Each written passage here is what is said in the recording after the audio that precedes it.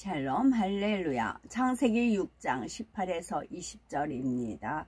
그러나 너와는 내가 내 언약을 세우리니 너는 네 아들들과 네 아내와 네 며느리들과 함께 그 방주로 들어가고 혈육이는 모든 생물을 너는 각기 암수 한 쌍씩 방주로 이끌어 들여 너와 함께 생명을 보존하게 하되 새가 그 종류대로 가축이 그 종류대로 땅에 기는 모든 것이 그 종류대로 각기 둘씩 네게로 나아오리니 그 생명을 보존하게 하라. 아멘. 창세기 강의 104번째입니다. 하나님께서 노아와 그의 가족들을 홍수 심판에서 구원하시고 그들에게 하신 언약의 말씀에 대해서 살펴보면서 언약을 받은 편에서도 합당한 공의를 채울 때라야 언약의 효력이 발휘되는 것입니다. 하나님의 능력과 권능을 받기 위한 공의에 대해서 살펴보도록 하겠습니다. 언약의 말씀에 대해 살펴보면서 언약을 받은 편에서도 합당한 공의를 채울 때라야 그 그릇에 약간 금이 갔어도 안 된다는 거예요. 마음에 금이 갔어도 하나님에 대한 마음에 우리 마음에 하나님에 대해서 금이 갔어요. 실금. 실금이라는 것은 실처럼 가느다랗게 큰 금, 또 그릇 따위가 깨지거나 터져서 가느다랗게 생긴 금. 실금은 또 뭐예요? 그 오물, 똥오줌을 자기도 모르는 사이에 또는 참지 못하고 싸는 것이 또 실금이에요. 그렇지 않아야 된다는 것입니다. 우리가 마음을 온전히 금이 안 가야 돼요. 그래야 공의 가운데 언약을 이루시는 하나님 뜻을 이룰 수가 있습니다. 창세기 6장 18절을 보면 그러나 너와는 그래서 우리가 연단을 받는 겁니다. 연단을 통해서 내 마음을 정금같이 단련하는 이유가 그거예요. 불순물이 끼면 안 되니까. 불순물보다는 제가 직접 체험해 보니까 실금이 엄청 대단한 거더라고요. 정말 굉장히 두꺼운 그런 통이었거든요. 그랬는데 금이 갔더라는 얘기죠. 나도 모르는 사이. 증거를 보니까, 그러니까 말의 입술의 열매를 보면 실금, 금이 갔는지 안 갔는지 알 수가 있어요. 창세기 6장 18절을 보면 그러나 너와는 내가 내 언약을 세우리니 너는 네 아들들과 네 아내와 네 자부들과 함께 그 방주로 들어가라고 말씀했습니다. 여기서 언약이란 하나님께서 노아와 그의 가족들을 대홍수 심판에서 구원하시고 그들을 통해 인간 경작의 역사를 새롭게 이루어 가시겠다는 것입니다. 그런데 하나님의 언약을 받은 편에서도 합당한 공의를 채울 때 언약의 효력이 발휘될 수가 있습니다. 출애굽한 이스라엘 백성의 경우를 살펴보면 하나님께서는 출애굽의 지도자 모세를 통해 이스라엘 백성들에게 젖과 꿀이 흐르는 가나안 땅을 주신다고 약속하셨지요. 하지만 출애굽 1세대는 그 약속을 믿지 않았습니다. 결국 여호수아와 갈렙을 제외하고 출애굽 1세대는 가나안 땅에 들어가지 못했지요. 반면 출애굽 2세대는 하나님께서 언약하신 말씀을 온전히 믿었기에 젖과 꿀이 흐르는 가나안 땅에 들어갈 수가 있었습니다. 제가 어제 어떤 분의 이제 동영상을 올렸는데요. 그게 대체적으로 맞고 이제 맞아서 이제 올렸고, 또 하나는 이제 그거는 이제 헤브라님 영하고 어떤 여자분이 앉아서 절구에 은그릇에 이제 왼손으로 뭐 이제 곡식했는데 그걸 보니까 만난 것 같더라. 그 표현을 쓰셨어요. 그리고 옷은 이제 윗두리가 짧게 입고 뭐 그런 표현을 썼는데, 헤브라님께서 옷을 짧게 입으세요. 키가 작으셔서 항상 옷은 짧게 입으세요. 근데 그에 비해서 저는 아랫배가 이제 복부 비만이거든요. 그래서 절대 위에를 짧게 안 입어요. 길게 입어요. 특징이 있어요. 옷을 윗들이 짧게 입었다라는 특징이거든. 그거는 이제 헤브라님께서 일을 하신다는 그런 사인이고, 이제 거기서 만나 이렇게 알고기인 줄 알았더니 보니까 이제 만나였더라. 그것은 만나. 제가 지금 그 사람이 하나님과 만나느냐 안 만나느냐를 체크를 하거든요. 그러니까 성령의 교통, 주 예수 그리스도의 은혜와 그 사람한테 주 예수 그리스도의 은혜가 있느냐, 하나님이 사랑이 있느냐, 또 성령의 교통하심이 있느냐, 그거를 체크를 하거든요.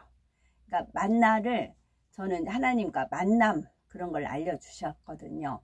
그래서 하나님과 만나고 있느냐, 사단과 교통을 하고 있느냐, 하나님과 만나고 있느냐, 그거를 체크를 하거든요. 하나님께서 저한테 그걸 체크하라고 하시거든요. 그래서 삼위일체 합작품이에요. 그래서 주 예수 그리스도의 은혜와 하나님의 사랑과 성령의 교통하심과 입니다. 그래서 하나님께서 보여주셨다는 그 이제 환상이 옷을 짧게 입었다라는 것은 헤브라님 영이 일하시는 거고, 이제 헤브라님도 치마는 안 입으세요. 이제 저는 이제 주로 치마가 있고, 우리나라는 개수나무 한 나무, 토끼 한 마리, 토끼가 절구통에 찢는 게 나오잖아요. 개수나무 한 나무, 토끼 한 마리. 그게 절구통에 이제 토끼가 이렇게 방아 찢는 거 있잖아요. 그것이 이제 알곡과 쪽정이 가르는 그런 찢는 것도 있고, 대신에 그것은 무엇을 찢느냐, 하나님과 만나고 있느냐, 그거를 체크를 하는 겁니다. 어느 정도 몇 퍼센트 하나님을 만나고 있느냐, 그거를 체크하는 것입니다. 이제 더 쓰레기가 쌀듯이 업종 정도로 채워져서 이제 불태워 버려야 되겠다, 그런 표현도 쓰셔서, 그것도 이제 하나님께서 알려주신 저도 그런 부분인데, 이제 저한테는 쓰레기란 표현은 안 하셨고, 저는 주로 육과 영 그렇게 표현을 하고 이제 그러지요. 그래서 만나고 있느냐, 오늘도 내가 하나님과 만나고 있느냐, 교통하고 있느냐, 그거를 늘 체크하시되, 금이 가버리면 마음에 금이 가버리면 하나님 말씀 나도 모르게 세워져 나가요. 내 마음은 부패가 되어져 가는 것입니다. 땜질을 해야죠. 이처럼 하나님께서는 약속하면 지키시는 신실한 분이시며, 또한 하나님의 약속을 받은 편에서도 온전히 믿지 않으면 금이 가버린 겁니다. 온전히 믿고 끝까지 기도할 때에 언약하신 말씀이 실상이 될 수가 있습니다. 이는 능력과 권능의 인침을 받은 분들도 마찬가지입니다. 인침을 받고도 믿지 않거나 하나님과의 믿음의 관계가 안 되면 아무 소용이 없습니다. 믿는 분들은 기도하면 할수록 능력이 자꾸 커지는 것을 느끼지요. 능력 인침도 이러한데 온 영으로 들어와서 권능의 인침을 받는다면 얼마나 신나겠습니까? 성경에 보면 영으로 들어오면 능력이 임하고 온 영으로 들어오면 권능이 나타나는 것을 볼 수가 있습니다. 마가복음 9장 23절에 예수님께서 믿는 자에게는 능치 못할 일이 없느니라 하시고, 마가복음 16장 17, 18절에 믿는 자들에게는 이런 표적이 따르니 하시며 여러 가지 표적이 나타난다고 말씀하셨지요. 성경에는 믿는 자라고 표현을 되어 있지만 우리는 믿음에도 분량이 있음을 압니다. 능력을 받기 위해서는 영을 이루어서 믿음의 4단계가 되어야 하며 권능을 받기 위해서는 온영을 이루어 믿음의 5단계에 이르러야지요. 믿음의 5단계는 하나님을 기쁘시게 하는 믿음입니다. 그런데 온영을 이루었다 하여 능력과 권능이 그냥 주어지는 것은 아닙니다. 아버지 하나님께 능력과 권능을 받기까지 간절히 구해야지요. 영으로 들어가면 능력의 티켓을, 온영으로 들어가면 권능의 티켓을 얻게 됩니다. 그러나 불같이 뜨겁게 기도해야 점점 능력이 향상되며 더 높아집니다. 권능도 마찬가지이고요. 기도하지 않고 가만히 있으면 그대로 있기 때문에 항상 불같이 기도하라는 것입니다. 영으로 온영으로 들어온 사람들은 하나님을 지극히 사랑하기에 하나님의 원하시는 바를 이루어 드리려 합니다. 하나님께서 원하시는 바는 바로 많은 영혼이 구원에 이르는 것이지요. 이를 위해서 열심을 내다 보면 아버지 하나님께 더 능력을 받아야 함을 확연히 느끼게 됩니다. 사람의 마음을 변화시키는 일이 결코 사람의 능력과 지혜로 되지 않음을 깨닫기 때문이지요. 이처럼 아버지 하나님에 대한 사랑과 영혼들에 대한 사랑 때문에 능력 받기를 간절히 구하는 사람은 결코 받을 수가 있는 겁니다. 결코가 아니고 결국 주의 종이나 일꾼으로서 사명을 잘 감당하려면 능력이 있어야지요. 능력이 없으면 부흥도 심령을 변화시키지도 못합니다. 그러므로 영혼들을 사랑한다면 능력을 받기 위하여 간절히 기도해야지요. 능력의 영적인 정의는 사람으로서는 할 수 없지만 하나님으로서는 하실 수 있는 힘입니다. 능력을 받으면 불가능이 없고 하나님의 뜻 가운데 무엇이든지 할 수가 있습니다. 이러한 능력을 받으려면 영으로 들어왔다 해도 불같은 기도를 무수히 쌓아야 합니다. 또한 능력의 인침을 받았다 해도 불같은 기도를 할 때에 능력 행함이 불릴 듯일 수 있습니다. 하물며 능력보다 한 차원 높은 권능을 행하려면 얼마나 많은 기도를 쌓아야 하겠는지요. 저는 이제 바깥에 1시간 정도 걸어가면 아지트, 작년, 재작년 말고 새로운 아지트가 있어요. 소나무가 쭉 있고 매실나무도 있고 거기는 사람이 안 와요. 그래서 이제 우산 차가 지나가는 거 그러니까 우산 받쳐놓고 거기서 좀 쉬었다 오거든요. 근데 거기서 보면 좀 약간 푸르기가 많으면 저게 뭐 나물이 있나 싶어 호기심이 생기거든요. 제 눈앞에 농막이라고 하죠. 하우스 친 그런 논들이 밭이 있고 나무가 줄비하게 있는 야산 같은 게 보이더라고요. 그래서 어제는 그 야산에 어떤 제가 채취해야 될 나물이 있는가 해서 서서히 걸어가 봤어요. 멀리서 봤을 때는 나무도 막 우거져 있고 숲도 우거져 있고 건질 게 많은 것 같아요. 멀리서 봤을 때는. 근데 가까이 갔는데 논두렁은 순 환상덩굴 그 뾰족뾰족한 가시나물 있죠.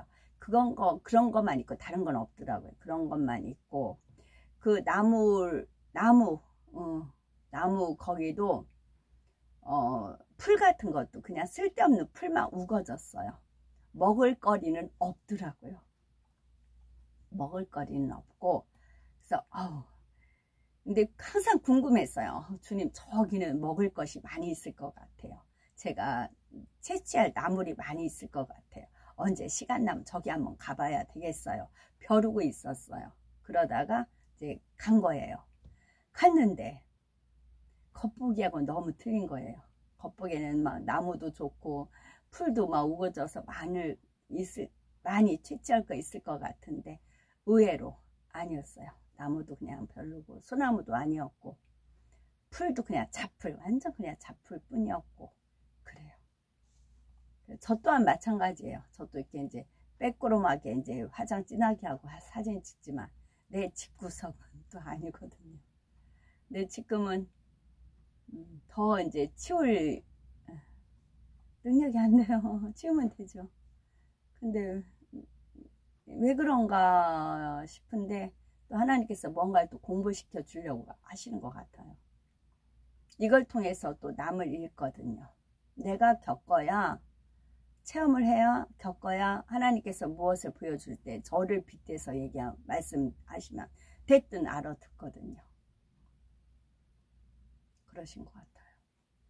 지금 처음과 끝, 처음과 끝 그러신 것 같아요. 권능은 권세의 능력입니다. 능력과 함께 권세가 따릅니다. 권세는 하나님께서 정하신 엄이 있고 영광스러운 힘입니다. 하나님의 질서 가운데 위로부터 난 하나님의 명입니다. 이 영적인 권세는 예리한 칼에 비유할 수가 있습니다. 예리한 칼을 어린아이들에게 줄 수 없듯이 영적인 권세도 아무에게나 주실 수 없습니다. 하나님께서는 마음에서 악을 뽑아 버리고 성결을 이룬 사람에게 선과 사랑을 채운 만큼 권세를 허락하십니다. 근데 그 사람이 선과 사랑이 온전히 이루어지지 않았어요. 악도 있고 혈기도 있고 미움도 있고 여러 가지가 있어요. 그런데 어떤 하나님 증상이 나타난다. 어떤 뭐가 나타난다. 그럼 하나님께서 주신 거라 할 수가 없어요. 하나님께서는 마음에서 악을 뽑아 버리고 성결을 이룬 사람에게 선과 사랑을 채운 만큼 권세를 허락하십니다. 이것이 정답이에요. 그래서 권능받은 종들은 절대로 변개함이나 배신이라는 것이 없습니다. 하나님이 연단해서 그만큼 자격이 충분히 되었기 때문에 앞으로 어떠한 경우에도 배신하거나 죄짓지 않을 것을 아셔서 아버지 하나님께서 권능을 입히신 것입니다. 그렇기 때문에 권능을 주었다가 빼앗아 가는 일은 없습니다. 그러나 원수 마귀 사단은 주었다 뺏었다 줄다리기 고무줄처럼 지 맘대로 그렇게 해요. 그래서 제가 어느 이제 유튜브 하는 쌤 듣다 보면은 막 정말 허황되고 거짓말이라는 게 막 느껴질 때가 있어요. 말을 막 그럴듯하게 포장을 하다가 그러면 뒷공문이 빼요. 얼른 막 이제 꺼버려요. 본인도 얘기하면서. 그래서 얘기하다가 이제 캥기니까 얼른 이제 그만하겠다고 뒤로 뒷구멍 뺍니다. 뒷구멍이라고 하나? 뺍니다. 그러면 능력과 권세의 차이를 이해할수록 비유를 들면, 그리고 이제 혹여 우리가 실수해서 실수할 수도 있어요. 그럴 때는 우리는 얼른 깨달아요. 뉘우치고 깨닫고 뉘우치고 돌이켜 회개합니다. 그리고 다시 제자리 가요. 가서 하나님 앞에 또 씁니다.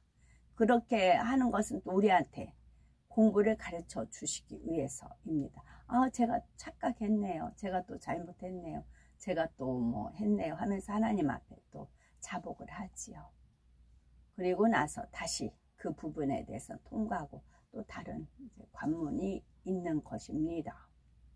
그러면 능력과 권세의 차이를 이해하도록 비유를 들면, 연로한 아버지와 건장한 아들이 있을 때에 아들은 아버지보다 힘이 세고 지혜가 있습니다. 능력 면을 본다면 아들이 더 크지요. 그러나 권세는 누가 더 큰가요?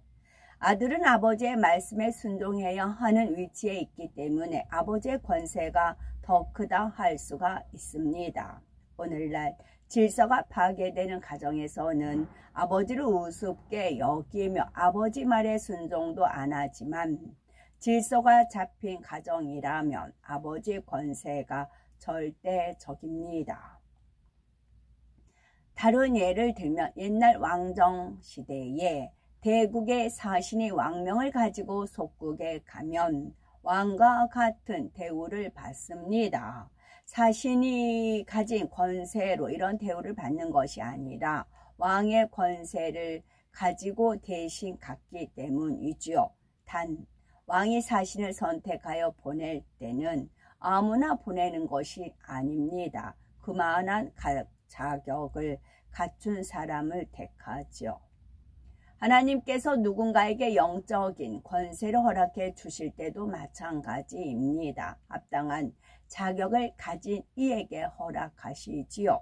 그렇지 않으면 너나 나나 없이 받을 것입니다. 가끔 성결도 안 되고 말씀도 모르는 사람들은 은사를 받았다고 하다가 교만해져 사단의 역사를 받는 것을 봅니다. 이는 하나님이 주신 게 아니라 사단이 준 것입니다. 그러니 병들고 뭐든 하는 일이 안 되며 가정이 엉망이 되는 것을 볼 수가 있습니다. 영의 세계는 말씀도 알아야 하고 무엇보다 먼저 성결을 이루어야 다스릴 수가 있습니다. 하나님께서는 가장 합당한 자에게 능력과 권세를 주십니다.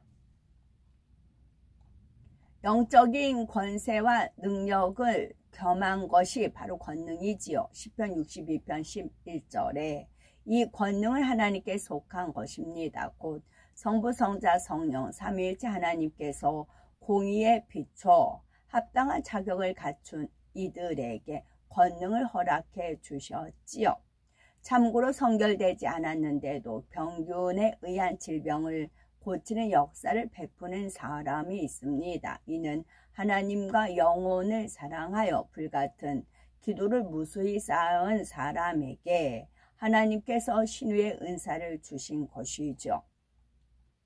신유의 은사에 대해서 정확히 모르면 능력을 나타내도 신유의 은사가 나타난다고 합니다.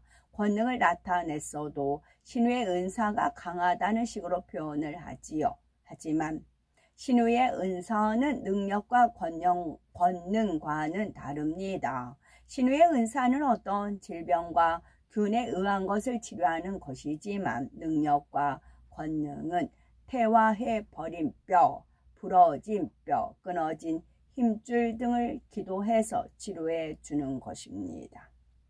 또한 신유의 은사는 간절한 사랑의 기도로 인해 하나님께서 긍휼을 베푸실 때도 있습니다. 가령 주의 종에게 능력이 있는 것도 아닌데 성도가 간절히 믿음으로 기도를 요청하는 경우 하나님께서 그 성도의 순수한 믿음을 보시고 역사해 주기도 하십니다. 이런 경우들은 하나님의 권능과는 차원이 다르다는 것도 아셔야 되겠고요.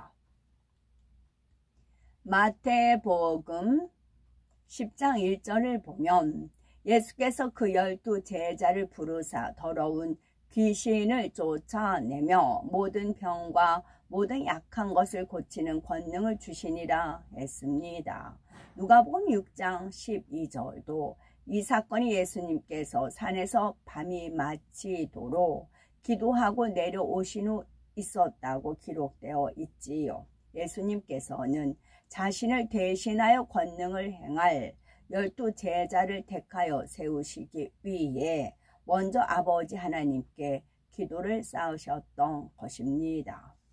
그 당시 제자들은 스스로 권능을 행할 수 있는 자격을 갖추지 못했지요. 다만 예수님을 신뢰하여 부쫓았을 뿐입니다. 그러기에 예수님께서 대신 기도하심으로 아버지 하나님 앞에 공의를 쌓으신 것입니다. 그 결과 누가복음 9장 6절에 제자들이 나가 각 촌에 두루 행하여 저처의 복음을 전하며 병을 고치더라 했습니다. 또한 마가복음 6장 12, 13절에 제자들이 나가서 회개하라 전파하고 많은 귀신을 쫓아내며 많은 병인에게 기름을 발라 고치더라 했습니다. 제자들도 예수님처럼 귀신을 쫓아내고 병든 사람을 고칠 수 있었던 것입니다. 이는 제자들이 스스로 권능을 행한 것이 아니라 예수님께서 나눠주신 권능을 행했습니다. 그래도 그 12 사람이 제자로 택함을 받고 예수님을 대신하여 권능을 행할 수 있었던 이유가 있습니다. 그것은 오직 예수님을 신뢰하기에 자신의 삶을 뒤로 하고 예수님을 따랐기 때문입니다. 물론 그중 가룟 유다는 하나님의 섭리 가운데 뽑혔지요. 제자들이 예수님의 공생의 기간에 오직 예수님과 함께함으로 권능을 행했다면 주님께서 부활하시고 승천하신 후에는 어떻게 되었을까요? 마가복음 16장 20절에 제자들이 나가 두루 전파할세 주께서 함께 역사하사 그 따르는 표적으로 말씀을 확실히 증거하시니라 했습니다. 또한 사도행전 2장 43절에 사도들로 인하여 기사와 표적이 많이 나타났다 하였지요. 이때도 물론 주님께서 영으로 제자들과 함께 하셨지만 제자들도 믿음이 예전보다 많이 성장했습니다. 부활하신 주님을 만났기에 죽음이 두렵지 않은 참 믿음을 갖게 되었지요. 그러한 믿음을 가지고 예수 그리스도의 이름으로 기도하여 기사와 표적을 행할 수가 있었습니다. 물론 12 제자 모두가 권능을 행했던 것은 아닙니다. 예수님께서 12 제자를 택하실 때 그들 모두에게 권능을 허락해 주셨다 해도 공의 가운데 합당한 자격을 갖춘 만큼 진정한 권능의 소유자가 되었다는 사실입니다. 아멘. 샬롬.